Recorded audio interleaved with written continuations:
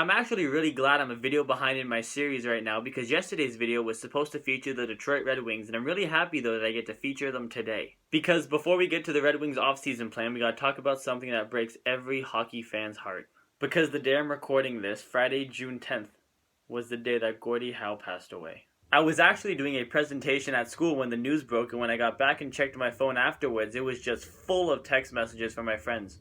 And they all contained the same message. It was just the words Gordie Howe with a bunch of those shocked emojis.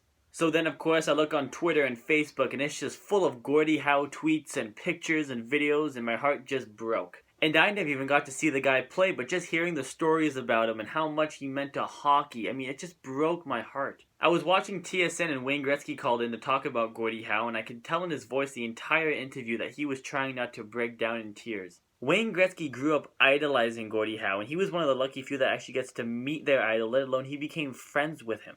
Gretzky also revealed that the passing of Gordie Howe wasn't a complete shock to him because he was in contact with the Howe family a few weeks ago and they told him that Gordie was not doing very well. Gretzky said an amazing quote today saying that you can replace great athletes, but you cannot replace great people. And if Gordie Howe doesn't fall into the category of great people, then I don't think anybody does. Now, in my opinion, the greatest players to ever lace up the skates in the NHL, in no specific order, is Wayne Gretzky, Mario Lemieux, Bobby Orr, and Gordie Howe. So in my opinion, this is the first time in NHL history that we've lost a superstar that some people might consider the greatest of all time. I'm kind of interested to see next season how the NHL pays tribute to Gordie Howe. First off, every team should hold a moment of silence for him before their home opener next season. And I also believe that all the jerseys in the National Hockey League next season should have a small number 9 right near the elbow. They always said that Gordie Howe used to love to use his elbows. To remember the type of player and person that Gordie Howe was, I believe putting a small number 9 near the elbow of all the sleeves of all the NHL jerseys would be an amazing way to pay tribute to him.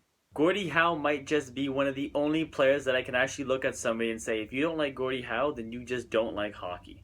He got the name Mr. Hockey for a reason. Because every hockey fan knows his on-ice accomplishments. 801 goals, top 5 in NHL scoring all time, played in 5 different decades. But I think it was what Gordie Howe did off the ice that made him such an amazing idol to so many kids. Now sadly, I never got to meet Gordie Howe, but I know a lot of people who did get that honor. And every single person I know who met him said that Gordie Howe was just an amazing person. They all say that whenever they asked for a picture or an autograph from Gordie Howe, that he would say yes with the biggest smile on his face. And then he'd even stay for a conversation and he'd treat you like a true friend. I think Gordie Howe is a friend to anybody who likes the game of hockey. And personally, I don't think there will ever be another Gordie Howe in our game. We all know that Gordie Howe has been battling a lot of health issues the past couple years, and the only thing that brought a smile to my face this morning was to know that he's not suffering anymore. So today we said goodbye to the man who wore number 9 for the Detroit Red Wings for so many years, Gordie Howe.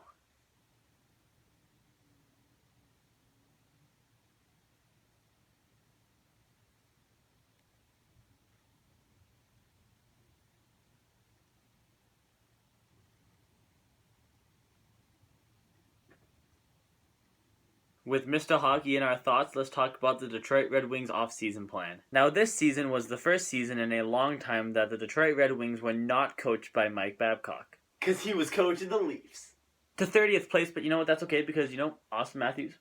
Now, under new coach Jeff Blashill, their puck possession numbers did drop quite a bit, but obviously not too much because they were still able to make the playoffs. Now, the Red Wings didn't even get out of the first round of the playoffs as they lost in the first round to the Tampa Bay Lightning. I have never been a fan of teams having 2 number 1 goalies. I've watched the Maple Leafs do it for quite a while with Jonathan Bernier and James Reimer. You got Jimmy Howe and you got Peter Mrazek. Choose one and then trade the other. Simple as that. I don't think I've ever seen a team reach the Stanley Cup Finals or the Conference Finals for that matter, debating about which goalie is going to start every game. The Red Wings need to figure out which one of those 2 goalies is their true number 1 and try to get rid of the other one to free up some cap space. Now looking ahead to the NHL draft, the Red Wings hold the 16th overall selection. Wouldn't it be so cool if they had the 9th overall pick? And with the 16th overall selection, I believe they will be picking Julien Gauthier. And if I am pronouncing his name wrong, I'm sorry, but I only took grade 9 applied French in high school. Julien Gauthier was a great power forward in the Quebec Major Junior Hockey League, and he can score a lot of goals as well. The Hockey News also has him listed at 6'4", 225 pounds, so he could be like another Milan Lucic out there. The Red Wings might also be looking for a power forward now because Johan Franzen's career looks like it might be over due to injuries. Now looking ahead to free agency, the Red Wings have been rumored to be interested in trying to sign Steven Stamkos.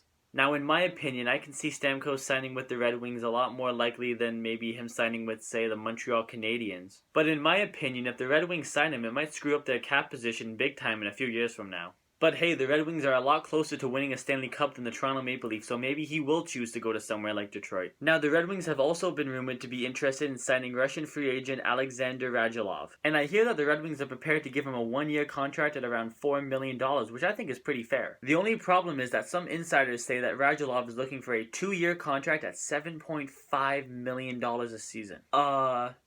No. No team should be giving him 2 years at $7.5 million. If any team signs him to a contract even remotely close to that, they have the most stupidest general manager in the history of the NHL. If you have the nerve to leave the National Hockey League and go to Russia and then come back, you cannot expect that much money. And on top of that, you're not even good enough to be making $7.5 million in the National Hockey League. I'd be hesitant to give this guy $5.5 million. $7.5 million? Just get out of here. If he really wants to make a return to the National Hockey League, he better start asking for a lot less money. But in my opinion, the free agent they should be going after is Andrew Ladd. You'd get him for less than Stamkos, but a little bit more than you would for Radulov, but I think he's just an all-around good player, he's a good leader, and I think he'd be a great addition to this team. So I believe the key to the Red Wings offseason is to figure out which one of your two goalies is your number one goalie and get rid of the other one and try to get as much back for him as you can. Oh yeah, and don't give Radulov a ridiculous amount of money. So thank you for listening to me talk about the Detroit Red Wings offseason plan. Please like the video. Please subscribe to the channel. It would mean so much to me. Please like my page on Facebook. It's all about hockey. It's called The Hockey Gods. The link to that is down below. And please email me any questions or if you just want to talk hockey to theshanaclan19@gmail.com. And I hope you guys will all join me in saying, there will never be another hockey player quite like you. Rest in peace, Mr. Hockey. We already miss you.